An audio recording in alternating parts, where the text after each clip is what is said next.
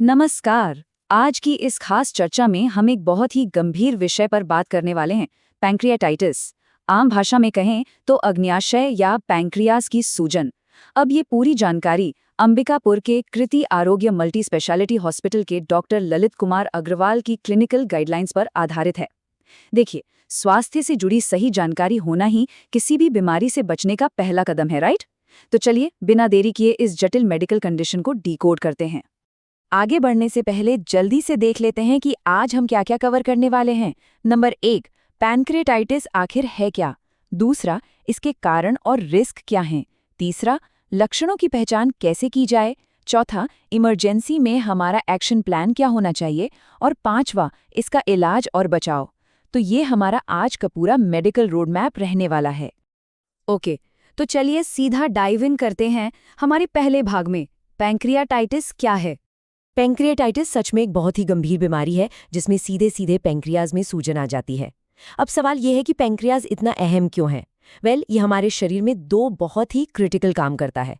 एक तरफ ये खाना पचाने वाले एंजाइम्स बनाता है और दूसरी तरफ ब्लड शुगर को कंट्रोल करने वाला इंसुलिन। जरा सोचिए, अगर हमारे डाइजेशन और शुगर को बैलेंस करने वाले इस इंजन में ही सूजन आ जाए तो शरीर पर इसका कितना बड़ा और खतरनाक असर होगा। अब आते हैं हमारे दूसरे भाग पर, इसके कारण और जोखिम। तो आखिर एक अच्छे खासे स्वस्थ शरीर में ये गंभीर सूजन आती क्यों है?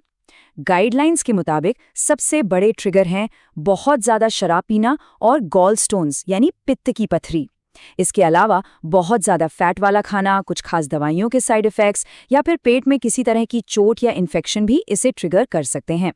नोटिस करने वाली बात यह है कि इनमें से कुछ तो सीधे लाइफस्टाइल से जुड़े हैं और कुछ पहले से मौजूद मेडिकल प्रॉब्लम्स का नतीजा है।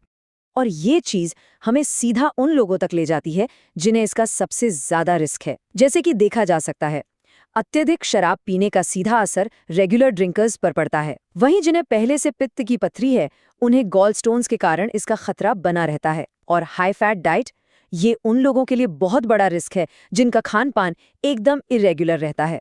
ये क्लियरली दिखाता है कि रिस्क रडार पर सबसे आगे कौन है। चलिए आगे बढ़ते हैं भाग 3 पर, लक्षणों की पहचान।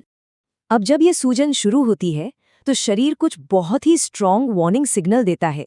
सबसे बड़ा और डराने वाला लक्षण है पेट के ऊपरी हिस्से में बहुत तेज दर्द।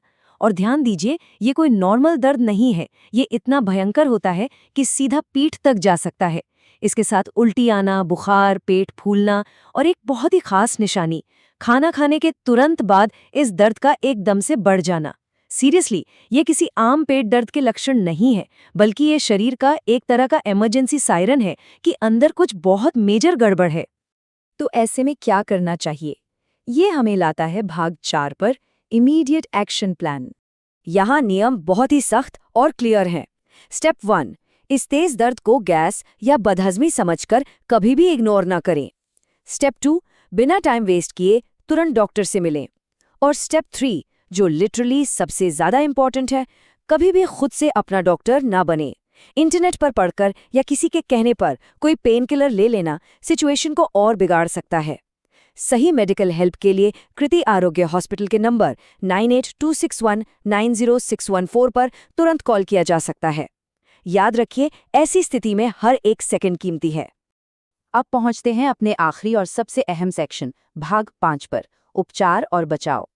तो जब कोई मरीज समय पर अस्पताल पहुंचता है तो डॉक्टर्स एक बहुत ही step by step approach follow करते हैं। सबसे पहले हॉस्पिटलाइजेशन, ताकि मरीज पर लगातार नजर रखी जा सके।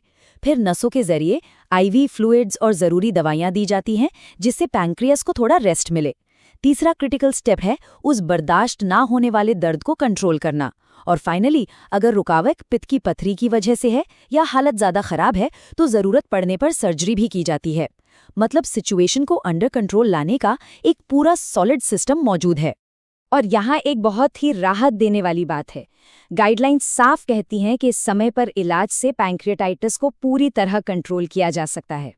ये अपने आप में एक बहुत बड़ी उम्मीद है। इसीलिए तो हम लक्षणों को पहचानने और तुरंत डॉक्टर के पास भागने पर इतना जोर दे रहे हैं।